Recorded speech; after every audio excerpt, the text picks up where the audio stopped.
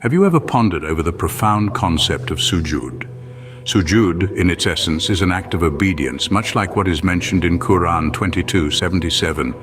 O you who have believed, bow and prostrate and worship your Lord and do good, that you may succeed. It's about willingly complying with the wishes, rules, commands, orders, or instructions of an authority.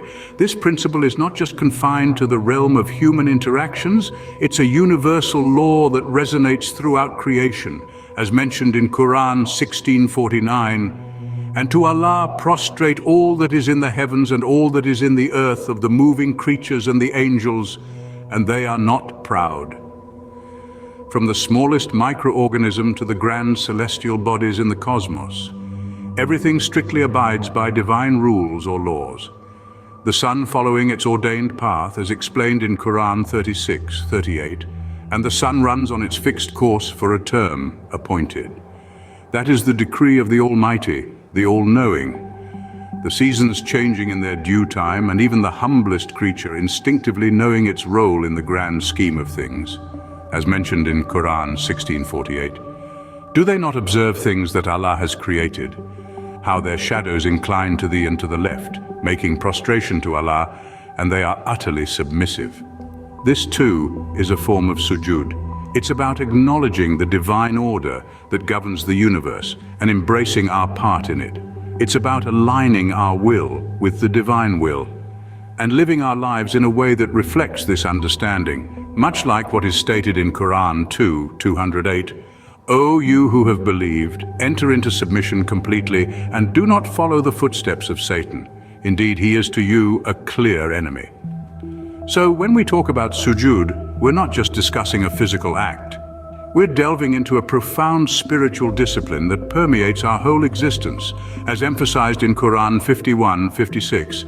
And I did not create the jinn and mankind except to worship me. It is not just a physical act, but a profound spiritual discipline that permeates our whole existence. Sujud is not simply a ritualistic act confined to, it transcends the limits of conventional worship, infusing every facet of our lives. This profound act of submission can also represent obedience to human authority, mirroring our willingness to adhere to established norms and practices. Now let's delve into the Quran. In Surah Al-Hajj, verse 77, the Quran calls upon the believers, saying, O you who have believed, bow and prostrate and worship your Lord and do good, that you may succeed. Furthermore, Surah Al-Araf, verse 206, emphasizes the broader context of sujud, stating, Indeed, those who are near your Lord are not prevented by arrogance from his worship, and they exalt him, and to him they prostrate. These verses highlight the essence of sujud, extending its significance beyond mere physical prostration. They underscore the importance of obedience, not merely in worship, but in our daily actions as well. Sujud, in its broader sense, is about living a life guided by the divine message. It's about allowing this divine counsel to shape our thoughts, actions, and decisions. It's about recognizing our place in a larger cosmic order, where everything from celestial bodies to the smallest creatures adheres divine laws. In its essence, sujud is about living mindfully, aware of our actions and their consequences. It's about leading a life of purpose, guided by the principles established by the divine. It's about striving to do good, to improve, to make a difference.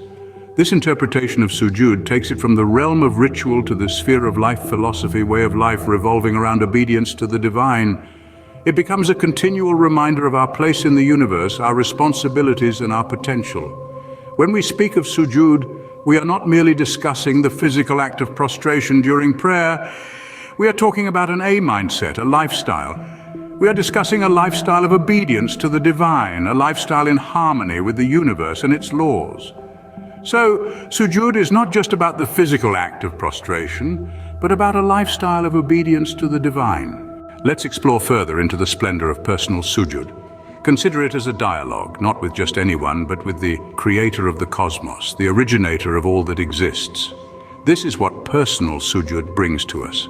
A profound personal conversation with our Maker, a spiritual interaction that surpasses our physical realm and reaches the very essence of our existence. As we delve into the beauty of personal sujud, Let's bring to mind the Quranic verse from Surah Al-Baqarah 152, "So remember me, I will remember you, and be grateful to me and do not deny me."